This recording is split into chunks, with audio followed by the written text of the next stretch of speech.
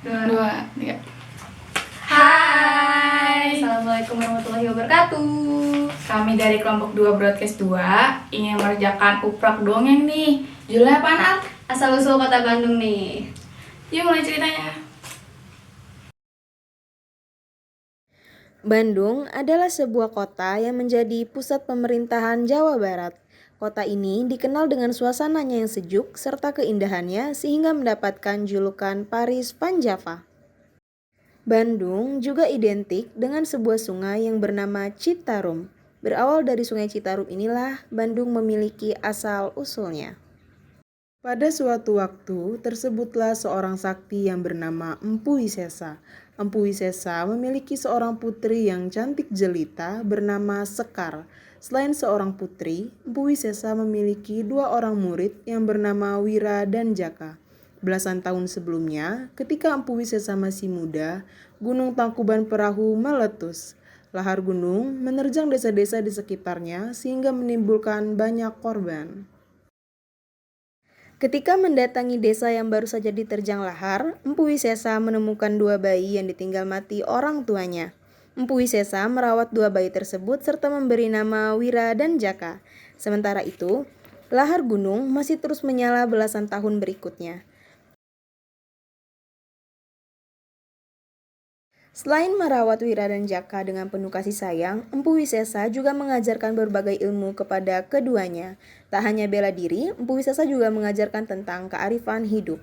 Meskipun tanpa diawasi oleh Empu Wisesa, Wira tetap berlatih dengan tekun dan penuh semangat, sedangkan Jaka hanya bermalas-malasan ketika tidak ada Empu Wisesa.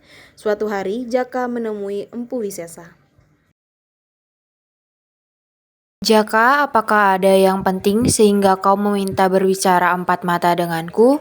Benar, Empu Wisesa. Aku ingin menyampaikan sesuatu yang penting. Dan apakah hal yang penting itu? Aku ingin melamar Sekar. Apakah Empu Wisesa keberatan dengan permintaanku? Baiklah, kamu dan Sekar sudah sama-sama dewasa. Sudah saatnya menikah. Empu Wisesa pun menyampaikan lamaran Jaka kepada Sekar. Tapi ayah, aku hanya ingin menikah dengan Wira. Tapi Sekar, ayah sudah menyetujui lamaran Jaka. Itu kan masalah ayah. Kenapa tidak bertanya kepadaku dulu? Mendengar jawaban Sekar, Empu Wisesa pun pergi keluar rumah, berjalan-jalan sambil memikirkan jalan keluar, hingga Empu Wisesa pun melihat dari kejauhan lahar Gunung Tangkuban Perahu yang masih menyala. Lahar itu ternyata masih memberikan ancaman bagi daerah di sekitarnya.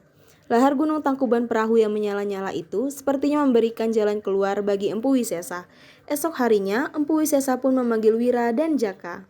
Wira dan Jaka, aku akan menyampaikan sesuatu. Dan kalian jangan membantahnya. Lihatlah lahar gunung Tangkuban itu. Siapa yang mampu memadamkan lahar itu, maka akan kunikahkan dengan Sekar. Syaratnya tidak masuk akal.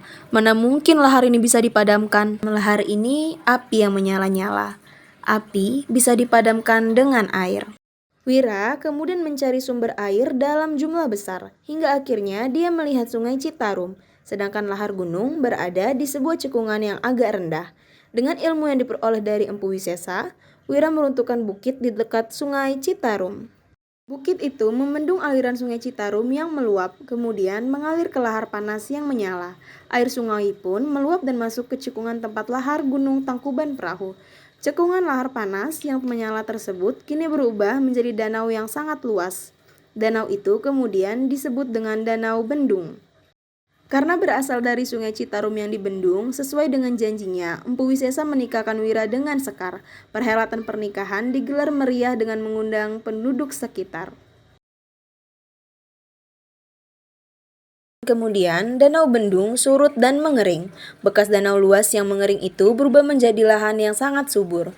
Wira dan Sekar pun pindah ke lahan yang subur tersebut. Mereka membuat ladang dan sawah dengan hasil yang melimpah.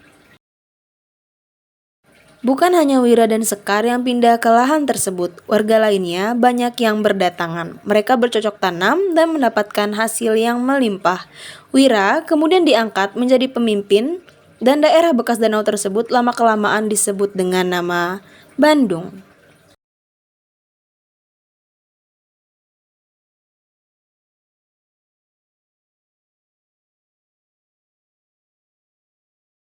Nah, itu dia nih dongeng dari kelompok 2 dari 12 broadcast 2. Gimana?